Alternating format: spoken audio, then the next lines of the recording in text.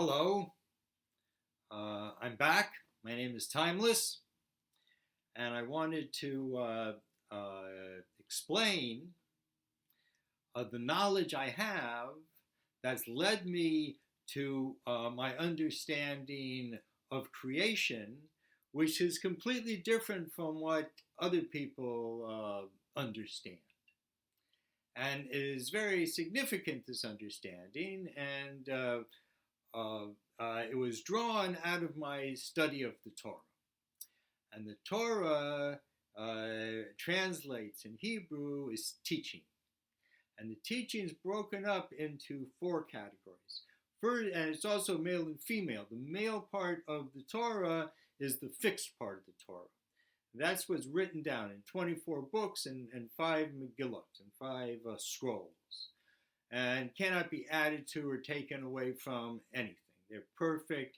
The reason that they're perfect, they never get changed, is there's many laws about how to write them down. And like certain letters have to be written like in the certain place of the page. And everything's written by a feathered pen, and it's checked, and it's a whole trip. It's immutable.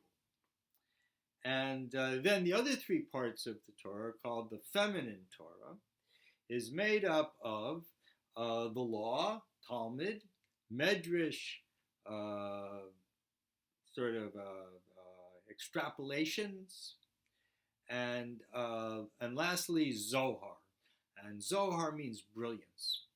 In fact, the Zohar was so brilliant that it took 1,000 years to get down to the ground. All this stuff was written down 2,000 years ago. It was the oral Torah that had to be committed to paper, or else it would have been lost because Rome had come and destroyed the country and was throwing us out into the world.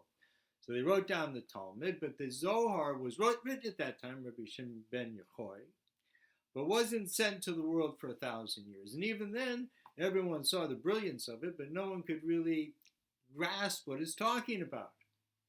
And a few hundred years later, 500 years ago, the Arizal came to the city of Tzfat in northern Israel and taught for 3 years, and that is the basis of the Kabbalah. And the Kabbalah is the secret to unlock the Torah.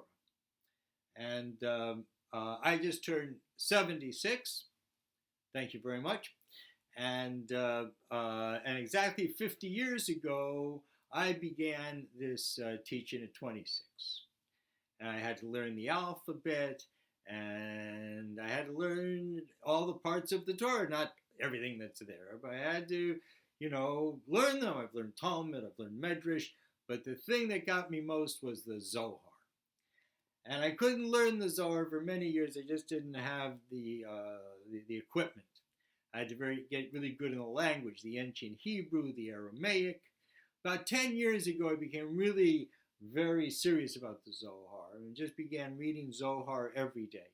And at the beginning, I didn't really understand very much, but there was something about the Zohar, the cadence of it, the words that the things I could understand, and it just drew me and drew me until I've become somewhat fluent in the Zohar.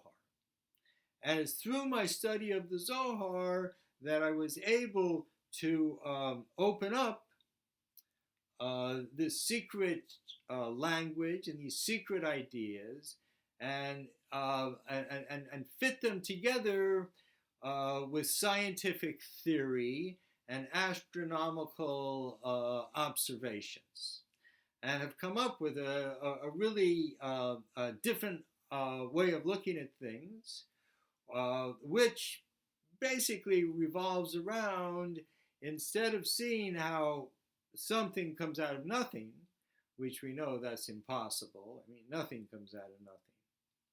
But rather, how nothing came out of something. That's what the Zohar teaches at the very beginning, how we're engraved. And even the soul is engraved out of a star, connects to us through that line of light. And when we die, that's where we go back to. Can't go back anywhere else. There's nowhere else to go. And the greatest fear in death is being embarrassed in front of our soul. All right, enough for now.